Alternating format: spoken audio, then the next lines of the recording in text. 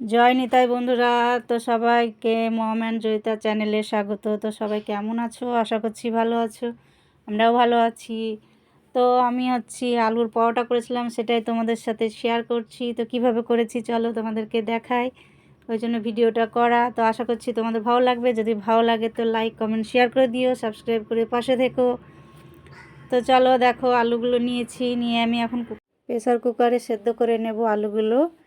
তো আমার ক্যামেরাম্যান হয়েছে জয়িতা। তো দেখতেই পাচ্ছ ক্যামেরাটা কত সুন্দর করে দিচ্ছে।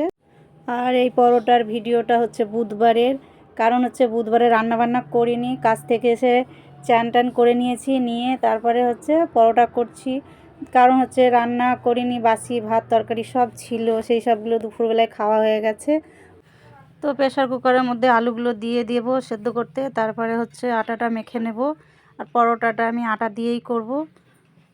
তো আলুগুলো আমার সেদ্ধ হয়ে গেছে, আলুগুলো তুলে নিয়ে ঠান্ডা করতে দিয়ে পেঁয়াজটা কুচিয়ে নেব।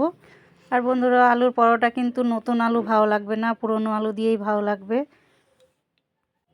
তো আমার আলুগুলো সব সেদ্ধ হয়ে গেছে, দেখো আমি গরম গরম তুলে নিচ্ছি।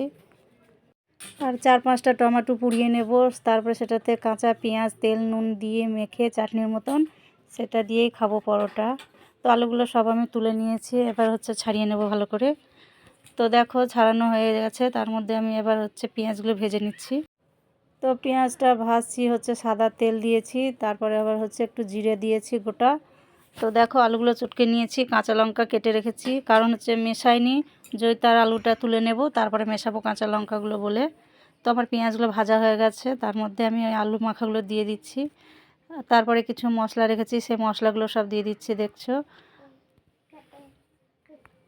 তো মশলাগুলো ছিল লঙ্কার গুঁড়ো ছিল, একটু একটু ছিল হলুদ গুঁড়ো, আর একটু ভাজা মশলা ছিল, আর একটু আদা ঘষে নিয়েছিলাম, তার মধ্যে দিয়ে দিলাম নুন আর একটু চিনি দিয়ে দিলাম।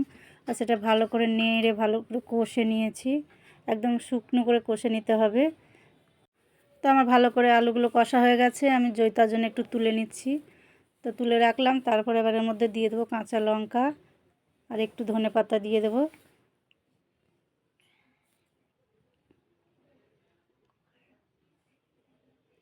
তো ধনেপাতা দিয়ে ভালো করে কষে নিচ্ছি।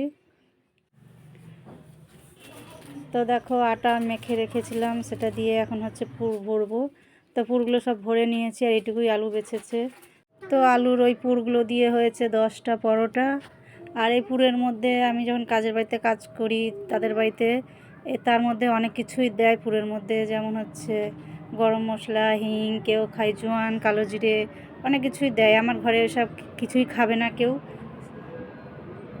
ঘরে যা হালকা ফুলকা ছিল সেগুলো দিয়েই করলাম আমি আলুর পরোটা। তো তোমাদের কেমন লেগেছে অবশ্যই কমেন্টে জানিও, ভালো লাগলে লাইক করে দিও, সাবস্ক্রাইব করে পাশে থেকো। তো সবাই ভালো থেকো, সুস্থ থেকো, সবাইকে জয় নিতাই।